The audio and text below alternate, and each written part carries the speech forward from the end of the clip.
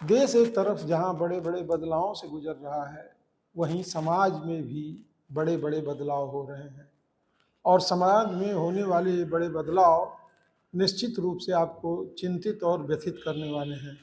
नमस्कार, बेधड़क खबर देख रहे हैं आप, मैं हूं बिमलेश शुक्ल। चिंता करने की बात यह है कि बहुत कुछ समाज में इस तरह का घटित हो रहा है जो सामान्य और परिस्थितियों के बहुत ही विपरीत है। समाज मानसिक विकलांगता की ओर कितनी तेजी से बढ़ रहा है, समाज में किस किस तरह के गलत प्रयोगों के माध्यम से लोगों को प्रताड़ित किया जा रहा है, इस तरह की खबरें हमें चिंता में डालती हैं। अखबारों में, आपसी बातचीत में इस तरह की खबरें अक्सर बाहर आती हैं जो हमें हिला कर रख देती हैं। आज 3 खबरें हमारे सामने इस तरह की आईं जो मुझे आपको बताने के लिए मजबूर होना पड़ा कि आप भी जानें कि दुनिया में क्या कुछ और कितना बदल रहा है। चिरुआताल थाना क्षेत्र के रहने वाले एक 65 वर्षीय व्यक्ति ने अपने वैवाहिक जीवन के 40 वर्ष बीतने के बाद अपने ही पत्नी पर सवालिया निशान लगा दिया है। स्टाम्प वेंडर का काम करने वाला ये व्यक्ति यहीं गोरखपुर में 2 मकान बनवा करके अपना जीवन आराम से गुजर बसर कर रहा था। न जाने क्या हुआ कि उसके दिमाग में ये बात आई कि उसके अपने दोनों बच्चे, जिसके नाम के आगे पिता के नाम की जगह उसी का नाम लिखा हुआ है, उसे अपने ही पुत्रों और पत्नी पर संदेह हो गया। 65 वर्षीय इस व्यक्ति ने कोर्ट में प्रार्थना पत्र दे करके न केवल डीएनए टेस्ट की बात कही है, उसने अपनी पत्नी के चरित्र पर भी सवालिया निशान उठाया है। पुलिस अधिकारियों को दिए गए पत्र में उसने अपनी जायदाद से उन बच्चों को बेदखल करने की भी बात कही है।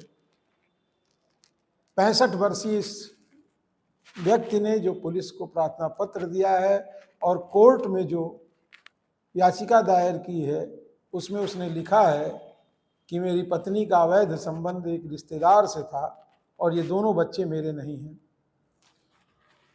इसके साथ साथ उसने बच्चों की डीएनए जांच कराने की बात कही। उसने बताया कि उसके 2 मकान हैं जो उसने खुद बनवाया था और उसी एक मकान में उसकी पत्नी अपने बेटे बहुओं के साथ रहती है, जबकि दूसरे मकान में वो अकेला जीवन यापन कर रहा है।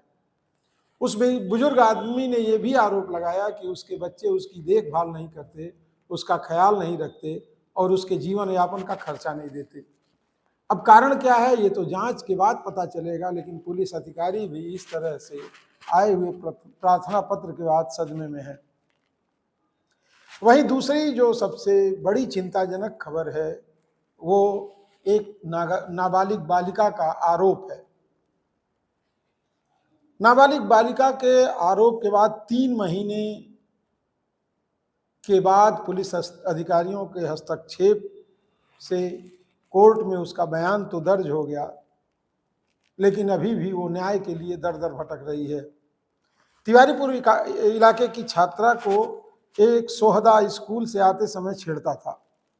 विरोध करने पर सोहदे ने उसके भाई को जान से मारने की धमकी दी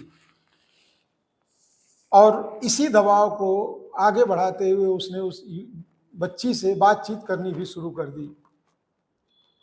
मामला यही नहीं रुका, जब बात उसके पिता तक पहुंची तो पिता ने पुलिस में इसकी शिकायत दर्ज कराई, लेकिन 3 महीने तक उसकी शिकायत धूल फांकती रही और पुलिस भी इस मामले में समझौता कराने के लिए दबाव बनाती रही। काफ़ी प्रयास के बाद उस छात्रा की शिकायत पुलिस अधिकारियों ने सुनी और कोर्ट में उसका बयान भी दर्ज हुआ है। जबकि ऐसे मामले में पुलिस को तत्काल रिपोर्ट दर्ज करके 60 दिनों में ही इसकी एफआईआर लगानी होती है, लेकिन इस बच्ची के साथ 3 महीने तक शिकायत दर्ज नहीं हुई, ये बात सामने आ रही है।